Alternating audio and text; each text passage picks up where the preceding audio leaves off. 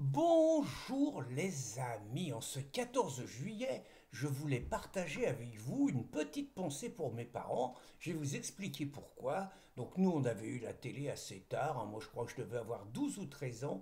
Et tous les 14 juillet, il y avait quelque chose de sacré pour mes parents, c'était de regarder le défilé militaire. Et ils étaient toujours très très fiers de voir qu'à l'époque, je dis bien à l'époque, l'armée française était quand même capable de mettre dans la rue un petit défilé assez impressionnant qui montrait que on avait encore de quoi se faire respecter. Alors moi, je m'arrangeais pour pas être là. À l'époque, j'aimais pas trop l'armée, je voulais pas aller perdre un an, tout ça. Bon, ça énervait mon père, mais j'essaie de penser pour eux, voilà. Donc, et sinon, j'ai une autre pensée ce matin qui va vous étonner. J'ai une pensée pour Robert Badinter. Vous allez dire, non mais ça va pas, qu'est-ce qui te prend? Tu nous as toujours dit que c'était une ordure, un grand bourgeois socialo, un mec méprisant, un immigrationniste, un pourri, un pro-Ukraine et tout. Tu nous as dit quand il est mort le 9 février 2024 que c'était un scandale de mettre un salopard pareil au Panthéon et tout, et là tu veux qu'on lui rende hommage. Non, non, non, rassurez-vous, je veux pas qu'on rende hommage à Robert Badinter, mais je veux juste signaler quelques petites contradictions chez ses admirateurs. Rappelez-vous, il y a un an juste, tous les gens de gauche étaient effondrés. Alors, ils n'étaient pas effondrés parce qu'il y avait un tireur qui avait essayé de dégommer Trump avec apparemment des fautes professionnelles assez graves au niveau des services de sécurité qu'on laissait entendre qu'ils auraient voulu le laisser tuer s'il ne serait pas pris autrement. Sauf que Donald, il a eu la mauvaise idée de tourner la tête, et comme il a tourné la tête, la balle, au lieu de lui fracasser le crâne, elle a juste percé l'oreille. Et vous vous rappelez, il y a un an, vous vous rappelez tous ces gens de gauche qui nous encensaient Badinter parce que c'était un humaniste, qui voulait pas qu'on tue des gens, que c'était un symbole de barbarie, la peine de mort. Eh bien, tous ces gens-là, on était à regretter ouvertement que Trump se soit pas fait dégommer. Et effectivement, la face du monde, on peut le penser, aurait été complètement changée si, il y a un an, les ricains, l'État profond, avait réussi finalement à faire assassiner Donald Trump.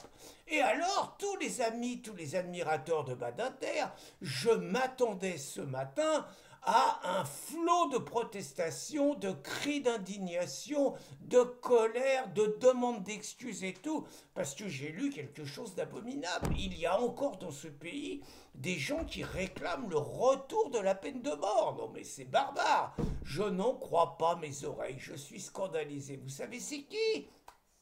C'est la maman du petit ange Naël Merzoug, vous savez, celui qui est parti trop tôt. Hein, et ben la maman, alors il y avait un rassemblement à la mémoire également d'une autre victime des brutalités policières, les Adama Traoré. Donc il y avait tout le clan Traoré, et puis évidemment il y avait la maman de la racaille Naël Merzoug. Vous savez, celle qui, lors de la grande marche blanche et tout, se conduisait davantage en mère palestinienne qu'en mère plutôt éplorée par la disparition de son fils.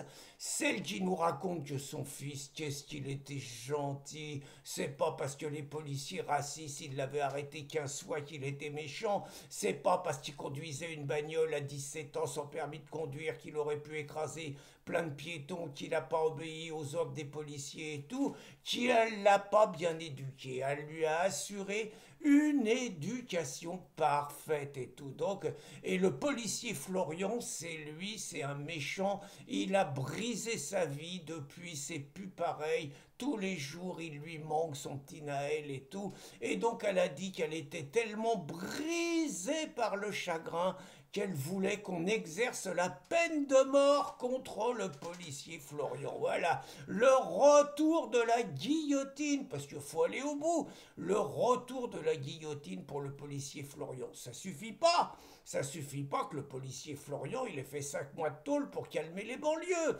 Ça suffit pas que le policier Florian, y ait des juges qui aient décidé que c'était un meurtre ce qu'il avait fait. Ça suffit pas que le policier Florian il va passer aux assises. Ça suffit pas que peut-être que pour calmer encore les banlieues, on va trouver des juges suffisamment pourris pour lui coller 30 ans. Et pourquoi pas la perpète? Non, non, non, le policier Florian, pour laver la douleur de la maman éplorée, il faut lui couper la tête. Et ce qui m'étonne, je ne vous le cache pas, c'est que d'habitude, dès que des gens dont peut-être je fais partie osent dire qu'ils sont pour le retour de la peine de mort, on les traite de fachos.